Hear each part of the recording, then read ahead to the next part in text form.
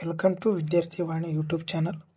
ನಾವು ಇವತ್ತು ದ್ವಿತೀಯ PUC ರಾಜ್ಯಶಾಸ್ತ್ರ ವಿಷಯದ 2ನೇ ಅಧ್ಯಾಯದಲ್ಲಿ ಬರುವ 1 ಅಂಕದ ಮತ್ತು 2 ಅಂಕದ ಪ್ರಶ್ನೆ ಉತ್ತರಗಳನ್ನು ಚರ್ಚಿಸುತ್ತಿದ್ದೇನೆ. ಇಂದಿನ ಕ್ಲಾಸಿನಲ್ಲಿ ನಾವು 1ನೇ ಅಧ್ಯಾಯದ ಕುರಿತಾಗಿ 1 ಮತ್ತು 2 ಅಂಕದ ಪ್ರಶ್ನೆ ಉತ್ತರಗಳನ್ನು ಚರ್ಚಿಸಿದ್ದೇವೆ. ಇವತ್ತು 2ನೇ ಅಧ್ಯಾಯದ 1 ಅಂಕದ ಮತ್ತು 2 ಅಂಕದ ಪ್ರಶ್ನೆಗಳನ್ನು ಚರ್ಚಿಸುತ್ತಿದ್ದೇನೆ. ನೀವು ಯಾರಾದರೂ ಈ ಕ್ಲಾಸನ್ನು ಮೊದಲನೇದಾಗಿ ಕೇಳುತ್ತಿದ್ದರೆ ತಪ್ಪದೆ ಸಬ್ಸ್ಕ್ರೈಬ್ ಮಾಡಿ, ಹಾಗೆ ಸಪೋರ್ಟ್ ಮಾಡಿ. 2ನೇ ಅಧ್ಯಾಯ ಯಾವುದೆಂದರೆ ಚುನಾವಣೆಗಳು ಮತ್ತು ಭಾರತದಲ್ಲಿ ಪಕ್ಷ ಪದ್ಧತಿ. ಇನ್ನು ಮೊದಲನೇ ಪ್ರಶ್ನೆ, ಚುನಾವಣೆ ಎಂದರೇನು? ಉತ್ತರ: ದೇಶದಲ್ಲಿನ ಎಲ್ಲ ಮತದಾರರು ತಮ್ಮನ್ನು ಆಳುವ ಪ್ರತಿನಿಧಿಗಳನ್ನು ತಾವೇ ಆಯ್ಕೆ ಮಾಡುವ ವಿಧಾನವೇ ಚುನಾವಣೆ ಎನ್ನುವರು. 2ನೆಯ ಪ್ರಶ್ನೆ, ಸಾರ್ವತ್ರಿಕ ಚುನಾವಣೆ ಎಂದರೇನು? ಸಾರ್ವತ್ರಿಕ ಚುನಾವಣೆ ಎಂದರೆ ಶಾಸನ ಸಭೆಗಳಿಗೆ ಜನಪ್ರತಿನಿಧಿಗಳನ್ನು ಆಯ್ಕೆ ಮಾಡುವ ದೇಶದ ಎಲ್ಲ ಮತದಾರರು ಕಾಲಕಾಲಕ್ಕೆ ನಡೆಯುವ ಚುನಾವಣೆಗಳಲ್ಲಿ ಮತ ಹಾಕುವ ಪದ್ಧತಿಯೇ ಸಾರ್ವತ್ರಿಕ ಚುನಾವಣೆ ಎನ್ನುವರು. ನೆಕ್ಸ್ಟ್ ಪ್ರಶ್ನೆ, ಚುನಾವಣೆ ಪದದ ಮೂಲ ಪದ ಯಾವುದು? ಎಲಿಗರ್. 42ನೇ ಪ್ರಶ್ನೆ, ಚುನಾವಣೆ ಎಂದರೇನು? ಒಂದು ನಿರ್ದಿಷ್ಟ ಕ್ಷೇತ್ರದಲ್ಲಿ ಪ್ರಜೆಗಳಿಂದ ಆಯ್ಕೆಯಾದ ಪ್ರತಿನಿಧಿಯು ರಾಜೀನಾಮೆ ನೀಡಿದರೆ, ಮರಣ ಹೊಂದಿದರೆ ಆ ಸ್ಥಾನಕ್ಕೆ 6 ತಿಂಗಳೊಳಗೆ ನಡೆಯುವ ಚುನಾವಣೆಯೇ ಉಪಚುನಾವಣೆಯಾಗಿದೆ. ಇದು 43 ಎಂಬ ಈ ಪ್ರಶ್ನೆಗಳ ಸಂಖ್ಯೆ ಮಿಸ್ಟೇಕ್ ಆಗಿದೆ. ಅಂದರೆ ಟೋಟಲ್ ಆಗಿ ದ್ವಿತೀಯ PUC ಎಲ್ಲ ಅಧ್ಯಾಯಗಳನ್ನು ಒಳಗೊಂಡು ಎಲ್ಲ ಪ್ರಶ್ನೆಗಳನ್ನು ಕುರಿತಾಗಿ ಬಂದಂಥ ಪ್ರಶ್ನೆಯ ಸಂಖ್ಯೆಯಾಗಿರುತ್ತದೆ ಇದು. ನೆಕ್ಸ್ಟ್, ಮಧ್ಯಂತರ ಚುನಾವಣೆ ಎಂದರೇನು? ಉತ್ತರ: ಒಂದು ನಿರ್ದಿಷ್ಟ ಅವಧಿಗೆ ಆಯ್ಕೆಯಾದ ಸರ್ಕಾರ ತನ್ನ ಪೂರ್ಣ ಅವಧಿ ಮುಗಿಯುವ ಮುನ್ನವೇ ಅಧಿಕಾರದಿಂದ ಕೆಳಗಿಳಿದರೆ ಆಗ ನಡೆಯುವ ಚುನಾವಣೆಯೇ ಮಧ್ಯಂತರ ಚುನಾವಣೆಯಾಗಿದೆ. ನೆಕ್ಸ್ಟ್ ಪ್ರಶ್ನೆ, ಪ್ರತ್ಯಕ್ಷ ಚುನಾವಣೆ ಎಂದರೇನು? ಒಂದು ಉದಾಹರಣೆ ಕೊಡಿ. ಇದು 2 ಅಂಕದ ಪ್ರಶ್ನೆ. ಒಂದು ರಾಷ್ಟ್ರದ ಚುನಾವಣೆಯಲ್ಲಿ ವಯಸ್ಕ ಮತದಾರರು ನೇರವಾಗಿ ತಾವೇ ಮತಗಟ್ಟೆಗೆ ಹೋಗಿ ತಮಗೆ ಬೇಕಾದ ಅಭ್ಯರ್ಥಿಗಳಿಗೆ ರಹಸ್ಯವಾಗಿ ಮತದಾನ ಚಲಾಯಿಸುವ ಪದ್ಧತಿಯೇ ಪ್ರತ್ಯಕ್ಷ ಚುನಾವಣೆ ಎನ್ನುವರು. ಉದಾಹರಣೆ: ಲೋಕಸಭೆ ಮತ್ತು ವಿಧಾನಸಭೆ ಚುನಾವಣೆಗಳು.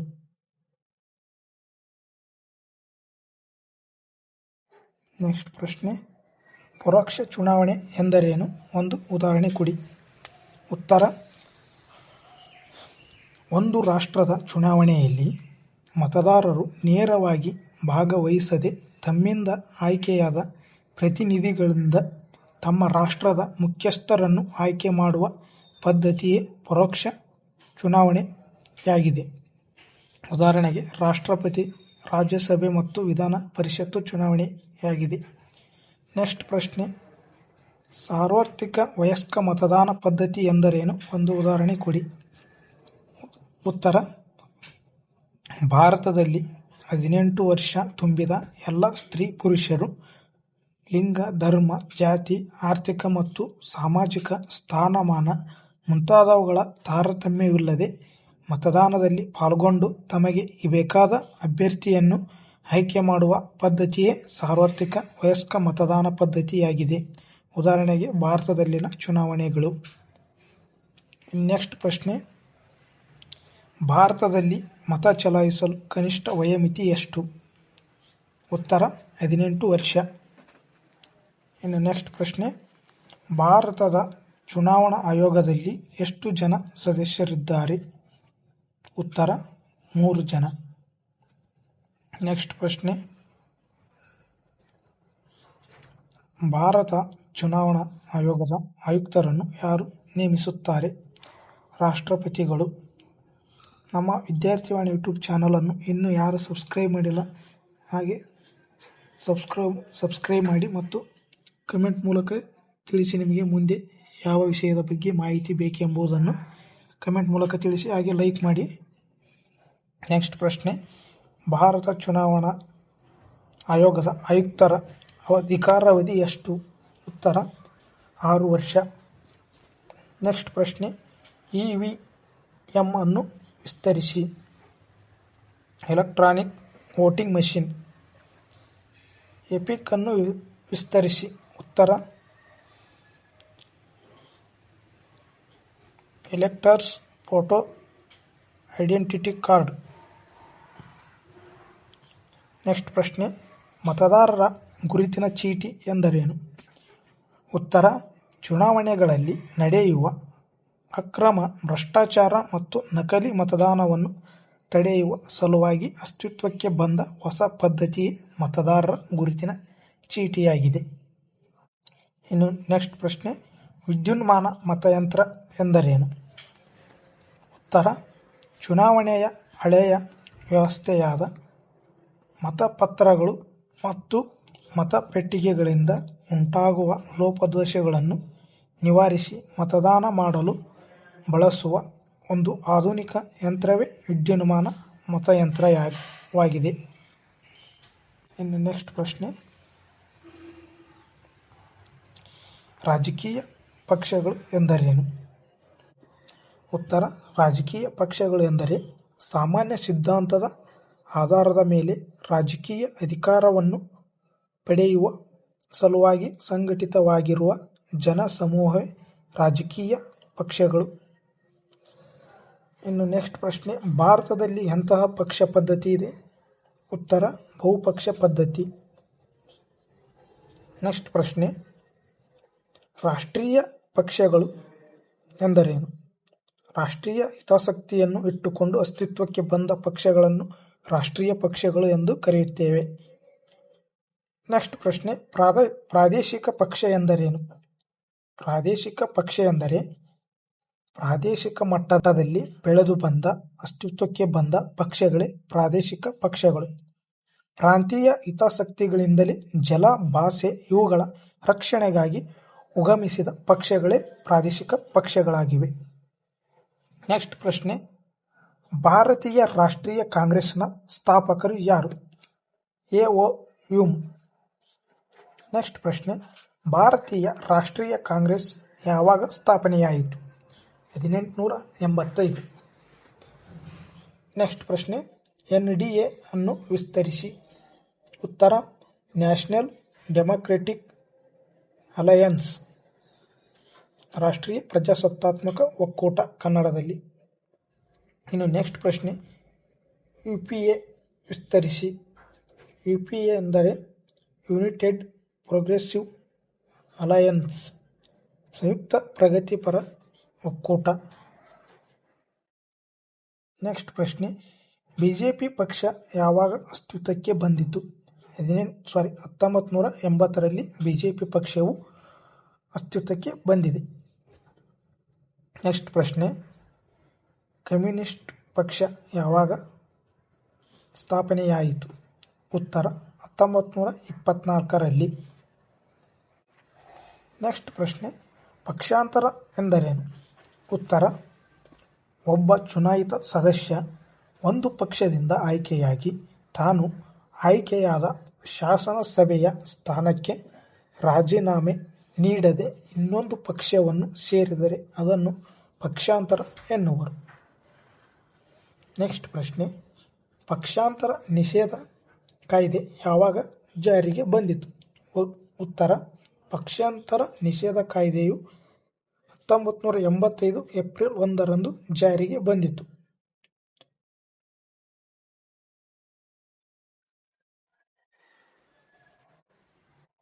ಪಕ್ಷಾಂತರ ನಿಷೇಧ ಕಾಯ್ದೆ ಎಂದರೇನು?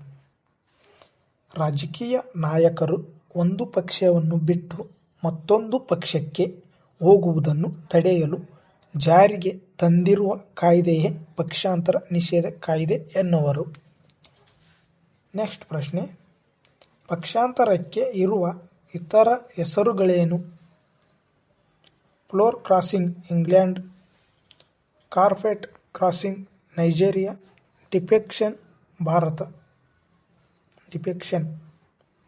ಮುಂದಿನ ಪ್ರಶ್ನೆ, ಪಕ್ಷಾಂತರ ನಿಷೇಧ ಕಾಯ್ದೆಯನ್ನು ಯಾರು ಜಾರಿಗೆ ತಂದರು? ಉತ್ತರ ರಾಜೀವ್ ಗಾಂಧಿ. ನೆಕ್ಸ್ಟ್ ಪ್ರಶ್ನೆ, ನೋಟಾ ಅನ್ನು ವಿಸ್ತರಿಸಿ. None of the above. ಮೇಲಿನವರು ಯಾರು ನನ್ನ ಆಯ್ಕೆಯಲ್ಲಿಲ್ಲ.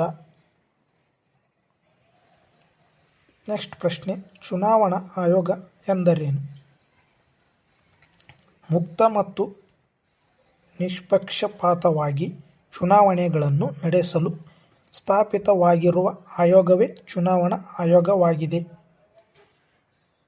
ನೆಕ್ಸ್ಟ್ ಪ್ರಶ್ನೆ, ಚುನಾವಣಾ ಆಯೋಗದ 2 ಕಾರ್ಯಗಳನ್ನು ಬರೆಯಿರಿ. ಇವು 2 ಅಂಕದ ಪ್ರಶ್ನೆ. ಮತಪೆಟ್ಟಿಗೆಗಳ ಸಿದ್ಧತೆ, ಪರಿಷ್ಕರಣೆ ಮತ್ತು ನಿರ್ದೇಶನ. ಇನ್ನೊಂದು, ರಾಜಕೀಯ ಪಕ್ಷಗಳಿಗೆ ಚಿಹ್ನೆಗಳನ್ನು ನೀಡುವುದು. ನೆಕ್ಸ್ಟ್ ಪ್ರಶ್ನೆ, ಚುನಾವಣಾ ಸಂದರ್ಭದಲ್ಲಿ ನಾಮಪತ್ರ ಸಲ್ಲಿಸುವಾಗ ಅಭ್ಯರ್ಥಿಯು ಕಡ್ಡಾಯವಾಗಿ ಘೋಷಿಸುವ ಯಾವುದಾದರೂ 2 ಅಂಶಗಳನ್ನು ಬರೆಯಿರಿ. ಮೊದಲನೇ ಅಂಶ, ಅಪರಾಧ ವಿವರಗಳ ಕಡ್ಡಾಯ ಘೋಷಣೆ. ಇನ್ನೊಂದು, ಶೈಕ್ಷಣಿಕ ವಿವರಗಳ ಹಿನ್ನೆಲೆ. ವಿದ್ಯುನ್ಮಾನ ಮತಯಂತ್ರದಿಂದಾಗುವ 2 ಅನುಕೂಲಗಳನ್ನು ತಿಳಿಸಿ. ಒಂದು, ಸುಲಭವಾಗಿ ಮತದಾನ ಮಾಡಬಹುದು. ಇನ್ನೊಂದು, ಇದರಿಂದ ಸಮಯ ಉಳಿತಾಯವಾಗುತ್ತದೆ. ನೆಕ್ಸ್ಟ್ ಪ್ರಶ್ನೆ, ರಾಜ್ಯ ಹಣಕಾಸು ನೆರವು ಕುರಿತು ಬರೆಯಿರಿ. ಮೊದಲನೇದು, ಚುನಾವಣಾ ವೆಚ್ಚದ ಕನಿಷ್ಠ 1 ಭಾಗ ರಾಜ್ಯ ಭರಿಸಬೇಕು. ಹಣ ನಗದು ರೂಪದಲ್ಲಿರದೆ ವಸ್ತುಗಳ ರೂಪದಲ್ಲಿರಬೇಕು. ಎರಡನೇದು, ಚುನಾವಣಾ ವೆಚ್ಚ ಭರಿಸಲು ಪ್ರತ್ಯೇಕ ಚುನಾವಣಾ ನಿಧಿ ಸ್ಥಾಪಿಸಬೇಕು. ಇದಕ್ಕೆ ಪ್ರತಿ ವರ್ಷ ಕೇಂದ್ರ ಸರ್ಕಾರ 600 ಕೋಟಿ ಹಾಗೂ ಎಲ್ಲ ರಾಜ್ಯ ಸರ್ಕಾರಗಳು ಸೇರಿ 600 ಕೋಟಿ ನೀಡಬೇಕು.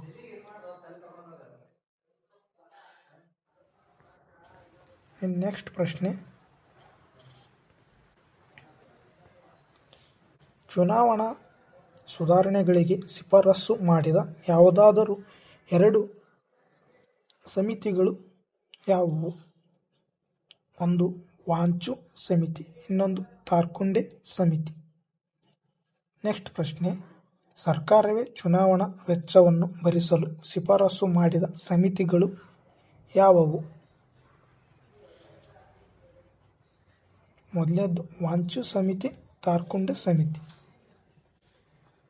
ಮುಂದಿನ ಪ್ರಶ್ನೆ, ರಾಜಕೀಯ ಪಕ್ಷದ ಒಂದು ವ್ಯಾಖ್ಯೆ ಬರೆಯಿರಿ. ಎಡ್ವರ್ಡ್ ಬರ್ಗ್ ಅವರ ಪ್ರಕಾರ, ಕೆಲವು ಸಾಮಾನ್ಯ ತತ್ವಗಳ ಆಧಾರದ ಮೇಲೆ ರಾಷ್ಟ್ರೀಯ ಹಿತಾಸಕ್ತಿಯನ್ನು ಸಾಧಿಸಲು ಶ್ರಮಿಸುವ ಸಂಘಟಿತ ಗುಂಪೇ ರಾಜಕೀಯ ಪಕ್ಷವಾಗಿದೆ. ಮುಂದಿನ ಪ್ರಶ್ನೆ, ಏಕಪಕ್ಷ ಪದ್ಧತಿ ಎಂದರೇನು? ಒಂದು ಉದಾಹರಣೆ ಕೊಡಿ. ಏಕಪಕ್ಷ ಪದ್ಧತಿ ಎಂದರೆ ಕೇವಲ ಒಂದೇ ಪಕ್ಷ ಅಸ್ತಿತ್ವದಲ್ಲಿದ್ದರೆ ಅದನ್ನು ಏಕಪಕ್ಷ ಪದ್ಧತಿ ಎಂದು ಕರೆಯುತ್ತಾರೆ. ಉದಾಹರಣೆ, ಚೀನಾದ ಕಮ್ಯುನಿಸ್ಟ್ ಪಕ್ಷ.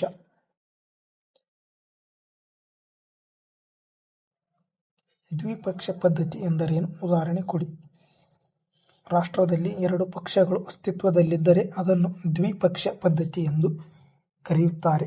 ಉದಾಹರಣೆ, ಅಮೆರಿಕ ಸಂಯುಕ್ತ ಸಂಸ್ಥಾನ. ಮುಂದಿನ ಪ್ರಶ್ನೆ, ಬಹುಪಕ್ಷ ಪದ್ಧತಿ ಎಂದರೇನು? ಉದಾಹರಣೆ ಕೊಡಿ. 2 ಅಥವಾ 2ಕ್ಕಿಂತ ಹೆಚ್ಚಿನ ಪಕ್ಷಗಳು ಅಸ್ತಿತ್ವದಲ್ಲಿದ್ದರೆ ಅದನ್ನು ಬಹುಪಕ್ಷ ಪದ್ಧತಿ ಎನ್ನುವರು. ಉದಾಹರಣೆ, ಭಾರತ. ರಾಜಕೀಯ ಪಕ್ಷಗಳ 2 ಕಾರ್ಯಗಳನ್ನು ಬರೆಯಿರಿ.